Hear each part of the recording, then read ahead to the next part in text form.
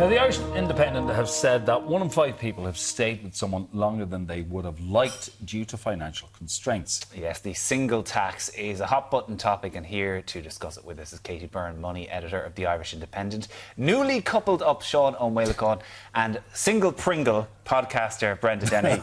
I'm not sure who wrote that title, Brenda, but I hope you're happy with single pringle. Yeah. I'm delighted to be single. We'll take that. Yeah, but the thing is, you'd never eat just one Pringle on it. You'd always go for two. Would you just pay more for the Pringles? That's it, if you're eating the money right. Maybe if you're eating a single one, there's a supplement. I don't know. Anyway, this is what we're discussing today.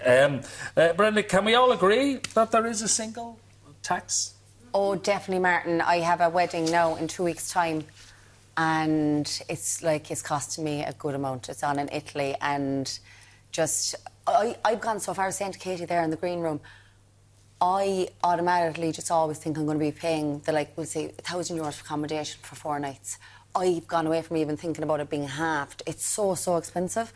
And even when you're going out on your own to a restaurant, I was actually in Tenerife there recently, and I was looking for a table on my own, and they put me into the back corner of the restaurant. Now, the place was actually empty. No way. Yeah, the place was actually empty. And I said, can I not kind of sit in the middle? He goes, oh no, we're actually fully booked later on.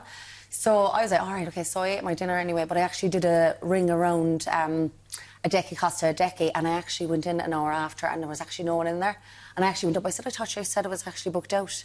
And he was mortified, and I walked off, and I was delighted with myself. That's so weird, isn't it? Like, weird. Pushing you to the back corner for no For being reason. single, but being the solo diner, it's like punishing you as well. She's not going to spend an awful lot, so we can't win. I've just paid extra on my own when I'm booking somewhere. But then when it's a restaurant, they put me into the corner, and they don't want me to be known. Yeah, like if I'm on holiday and I walk by a restaurant and there's nobody in it, I keep walking. Yeah. Whereas if I see at least one person there and they're sitting near the front, and that way I can see them, I might be more inclined to go in. So I'm being punished for being single? Well, maybe they'll be punished too, and they won't be there when you return. That's it. Katie, what do you think the most expensive bits about being single are? Obviously, mortgages is the one that comes straight to mind. Absolutely. I think, as Brenda was saying, that the holidays is the big one, the weddings as a single person. But yeah, I think the whole financial world is kind of weighted against a single person, from, as you say, mortgages, tax bans, the works. It's tricky being a single person and trying to negotiate all those different worlds. Well, you're talking about holidays then and hotels, so yes, it's absolutely. that supplement. We could have 2 people in that room, but we don't, because you're using it. So we're going to punish you for being single and not having a friend. Absolutely. I'm in a relationship now, but I was happily single for large portions of my adult life, so I still, even now, kind of think I'm getting a discount when we book a holiday. I'm like, oh, we go for 4 weeks then. I'm so used to it, you know? And is it just that? It's this, well, we could be making more money out of if we have 2 people in this room, so we're just going to charge you that bit extra and make up for it. Yeah, absolutely. I mean, you can get...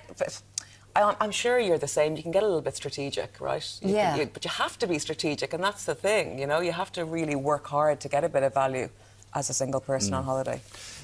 You are newly loved up. Very much so, yeah. Is your life so much cheaper now? Well, it's more funny. affordable. I suppose it's, the early stage of the relationship. We're trying to, as we establish it, to make sure we go out and do things. And going out doing things is very expensive. Do you know what I mean? So even yesterday, we decided we'd take a road trip out to Connemara. So left Galway City, drove out for an hour and 10, out for a swim, came back, got a coffee. But the price of fuel now, do you know what I mean? The price of a lovely focaccia out in Connemara, I tell you, it's not cheap, do you know what I mean? A few pints in the evening when we come home, it's, but it's funny, you haven't been single for so long, it was years single. And I suppose, you're trying to, go out and do things, but there is that sense of, I'm spending all this money for just me, as opposed to being able to share the burden and stuff, but then it's at the stage now where we're trying to go every other one for paying for meals and stuff. all right. So your partner is paying as well. She is. No, she's it's not just on you. No, every second one. So no, she's very good to me. So that's all. Thank you. But Brenda, many people also feel abandoned by friends who might be in a new relationship, as Katie and Seán are, with their respectives.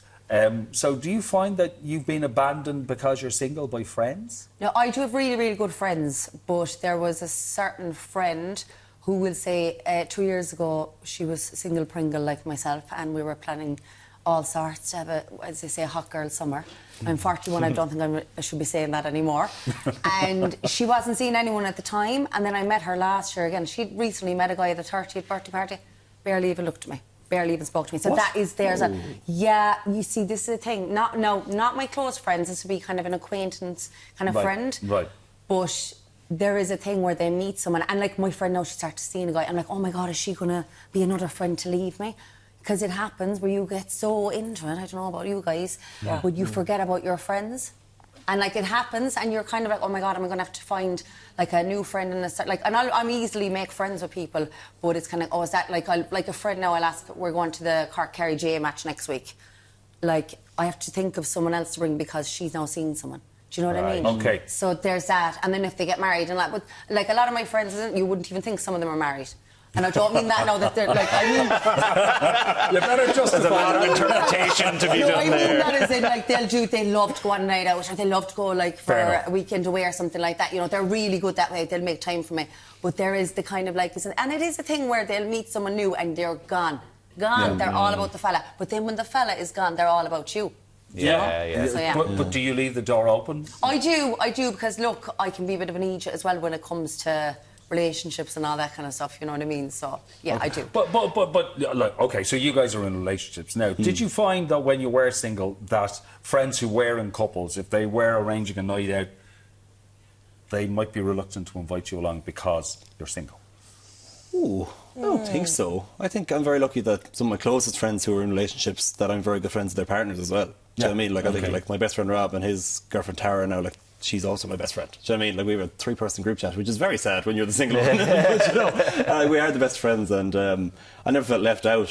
Do you know what I mean? So again, now as I'm trying to figure out, you know, my friends are slacking me off now. So we haven't seen you since you got in a relationship. But I did also start a new job. Do you know what I mean? So that's how these used to start. That's how it starts. It's the new job. It's not the girlfriend. It's the new job. Of course, it's the new job. Yeah. So I suppose I have to be very conscious that I'm not forgetting the other people who are important in my life. Yeah. That's it. But I relate to what Brenda's saying. I think it's if you're the last woman or the last man standing in a group and everyone is coupled up and you're the last single person, you do sort of have to get out there quickly and make new friends, because even on those kind of group trips or you're going away to weddings, you know, it's nice to have someone to just even go out and have a night out with. But even the things like the group holidays, you're the one who gets the couch or the pull-out bed rather than the room if you're, you know, the singleton. You kind of maybe not intentionally get pushed to the side, but you are a little bit.